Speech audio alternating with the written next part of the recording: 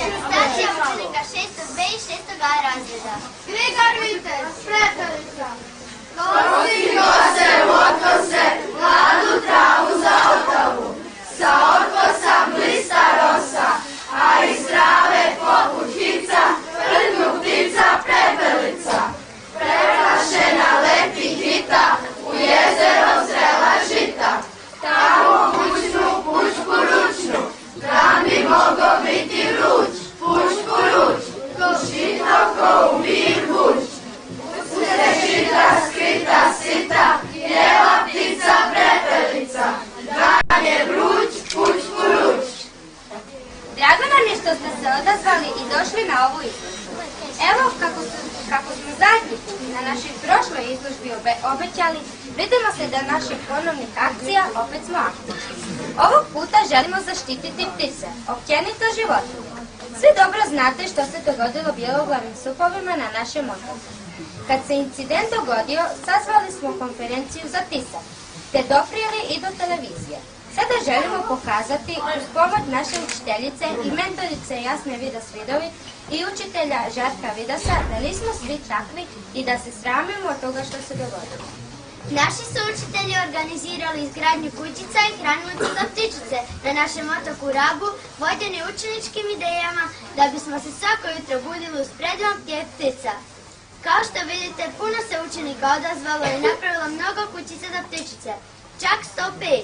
Uključili smo se i u akciju brojanja gnjezda lastovica i piljaka, općenito ptica selica, za što smo dobili zahvalnicu. Sad će nam nešto o ovoj eko izložbi reći naša ravnateljica osnovne škole Marija Barić, profesorica. Dragi učenici, dragi roditelji, poštovani uzvanici, poštovani gradonačelniče. Ova izložba ovdje dio je eko aktivnosti koje mi u školi sprovodimo, boreći se za status eko škole. Eko škole su vlasništvo Zaklade za odgoj i obrazovanje za okoliš, koju je iniciralo Vijeće Europe još 1981. godine i od tada ta zaklada se proširila izvan Europe na druge kontinente i ima šire međunarodno značenje.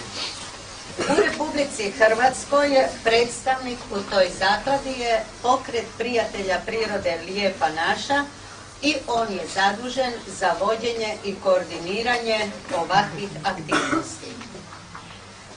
Već sam prije naglasila da se mi borimo izvođenjem svoga programa za dobivanje statusa eko škole. Zašto se borimo i zašto smo to učinili pored opsežnih i ogromnih programa koje u školi realiziramo?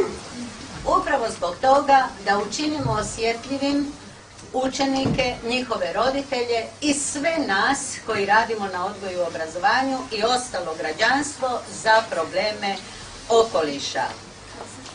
Mi smo sa ovakvim aktivnostima počeli prije niz godina i ova današnja izložba koju otvaramo je napravljena na inicijativu, odnosno na radom jednog od inicijatora tih eko aktivnosti u školi, to je gospođa Jasna Vidas-Vidović.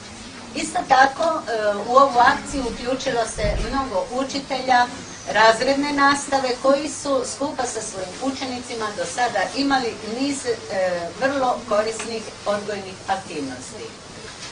Sve to skupa rezultiralo je, dakle, te inicijative proširivanjem djelatnosti, eko djelatnosti na sve djelatnike škole i naše učiteljsko vijeće donijelo je zaključak i obratilo se ovom pokretu prijatelja Lijepa naša da se uključimo svojim programom i da se takmičimo za stjecanje statusa eko škole. Mi na ovom poslu imali smo i niz suradnika koji su nas i moralno i materijalno podržavali. Ja bih ovom prilikom spomenula komunalno poduzeće Vrelo, turističku zajednicu grada Raba i Lopara, zatim Pučko otvoreno učilište, nekoliko još manjih i većih firmi na našem otoku, a posebnu zahvalnost zahvalila se ovom prilikom gradu Rabu koji prati i moralno i materijalno ovu našu aktivnost, a i niz drugih aktivnosti koje mi na školi realiziramo. Ja bih se ovom prilikom svima njima zahvalila, dakle suradnicima našim, a isto tako našim djelatnicima i inicijatorima u školi i želim da se u još većem broju sakupimo ispred škole i ja se nadam kada krajem ove školske godine dobijemo zelenu zastavu koja će se pored naše škole i oreti. Hvala vam lijepo.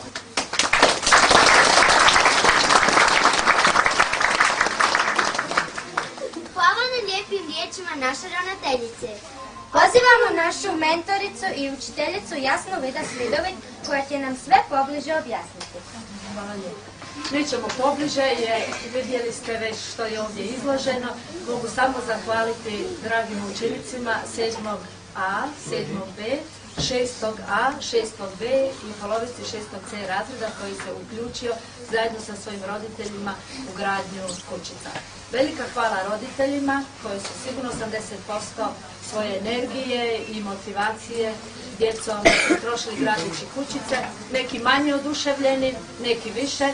Oni manje oduševljeni možda su imali priliku malo promisliti kako su manje sa svojom djecom jer ih život tako nosi da nemaju vremena osim televizijskog ponekog programa nešto napraviti praktično, pa evo bila je to prilika da se bar nađu u garaži, u baraci, zajedno sa djetetom u ovim zimskim danima, hladnima, da se napravi kućica za ptičice. Neki su roditelji iskazali ogroman trud, napravili prekrasne kućice koje su televizijski reprezentativne, a neki su shvatili pravu funkciju pa su vrlo jednostavno uz recimo okoliš nastojali prilagoditi svoju kućicu.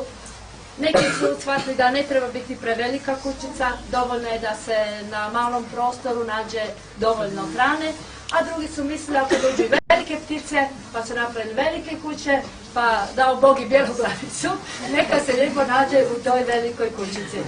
Puno hvala svim roditeljima, mnogi nažalost nisu ovdje, spriječili su poslom, mnoge vidim i lijepo ih pozdravljam, čestitam na kućicama, odnosno na odgojnom trenutku kojeg su proveli sa djecom u radu, ali i s porukom da su ptice naš ekološki lanac bez kojih ne možemo. Ovdje na zidu imate dosta izloženih informacija o pticama, posebno o bjeloglavnim supovima, jer je trenutak bio da su oni nas potakli, odnosno učenike, na satu, kad smo razgovarali o nemilom incidentu, pa je prijedlog da se malo osvjetlimo obraz, premda niko od nas nije krivac, ali nekako glas Raba da se od lošeg dobar još dalje čuje, predložili da napravimo kućice i unutar 3-4 tjedna bile su gotove kućice. Samo smo malo sačekali vremenski da dobijemo prostor u galeriji, malo smo zakinuli ptice na njihovim staništima, novim stanovima Čačićem, ali će se oni malo strpiti još koji dan pa će dobiti svoje kućice za tjedan, dva.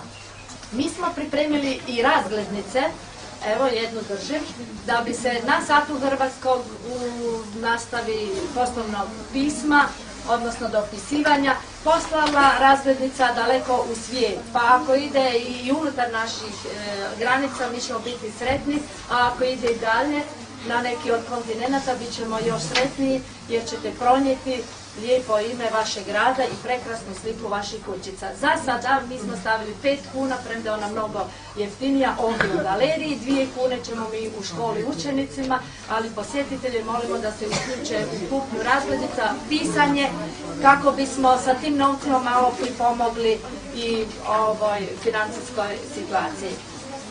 Imat ćemo i lijepih nagrada. Imamo glasačku kutiju, naši posjetitelji i učenici, njihovi roditelji, građani grada Raba bit će dočekani s listićem i glasačkom kutijom. nakon završetka izložbe u komisiji ćemo iz kutije izdvojiti 3 nagrade posjetitelja. To su lijepe ekološke nagrade. Škola će organizirati jednodnevni izlet na otok Cres, posjet bjeloglavim supovima. Onda ćemo imati 3 nagrade za kućice za koje su posjetitelji glasovali. To ne mora biti najljepše. Kako ko izabere da će glas kućici, dakle 3 kućice, i danas će nam gospodin gradonačelnik nakon svoga govora izvući 5 sretnih dobitnika nagrade jednodnevni izlet na otok Cres. To su vaša imena evo ovdje u vrećici, pa će netko od onih graditelja kućica u svibnju kad organiziramo izlet otići na Cres da vam se trud na neki način isplati. Još jednom puno hvala učenicima i roditeljima, pa do sljedeće akcije.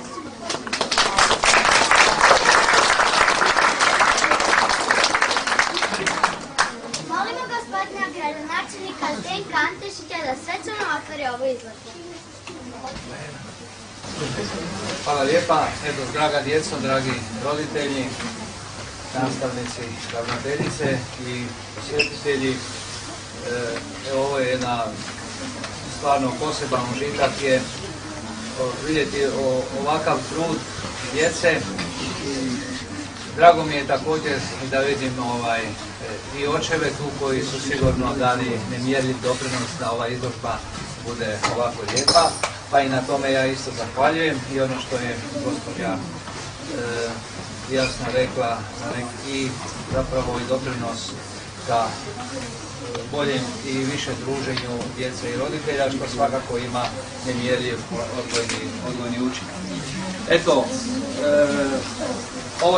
ovo je znak, odnosno jedan korak još u akciji da naša škola dobije status zelene škole, dakle eko škole, jedan u nizu koraka, a posebno bih naglasio izuzetno pozitivan odnos djece i škole prema incidentu koji se dogodio sa bjeloglavim supovima na otoku Rabu. I kao što je već rečeno, vi ste stvarno osvijetlili obraz Rabu i zapravo na neki način pokazali kako treba reagirati na incidentnim situacijama i kako treba zapravo ekološki osviješteno biti prisutan uvijek na otoku. Eto, ja molim da ove kućice što prije, dakle po završetku izložbe, što prije nađu svoje mjesto u dvorištima, vrtovima, u okolišu, znači da one dobiju svoje stanare i siguran sam da će ptice biti zadovoljne, jer vidim da su kućice izuzetno lijepe, komfortne, vrlo teško je reći koja je najljepša, sve su najljepše. I zato hvala djeci, hvala roditeljima što smo našim stanarima, našim prijateljima i prijateljicama ptičicama omogućili da im ovi zimski dani budu što ljepši i ugodni.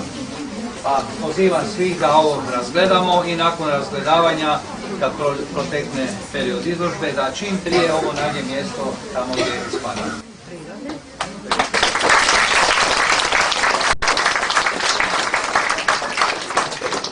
Hvala i vama, gospodine gradonačelniče. Nadamo se da će vas ova izložba potaknuti na brigu o pticama i da će vam ovo ostati u sjećanju. Izložba je otvorena svakog dana od 8:30 do 18:30 sati.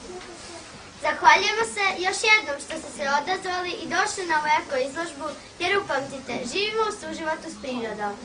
I sada ono malo iznenađenje za graditelje kućica za ptičice, da i njihov trud bude nagrađen. Evo, sva vaša imena su ovdje, dakle iste brojeve, vaša imena, kućica izrezano, ubačeno i sad samo malo sreće da netko da dobije put na Cres. Da li bi neko meni pomogao? Znaš ti? Ajde, pomozi mi ti, molim. Ajde. Tamo gledati, ruku unutra. Nešto unutra gledati ovako. Dobro, izdvoji da se ne zalijepe dvije. Jedna. Gospodin gradonačelnik čita. Roko. Antešić.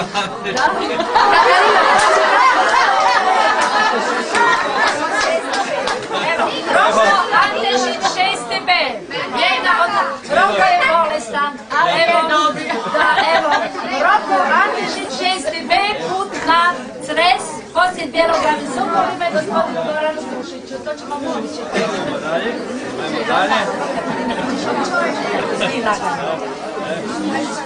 Dalje. Marija Debelić 7B. Marija Debelić 7B.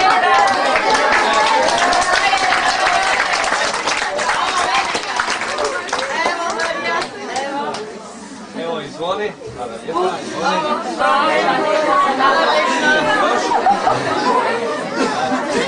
Katarina ništa ne gleda, ona samo po osjetu vade. Rafaela Pahlina 6B.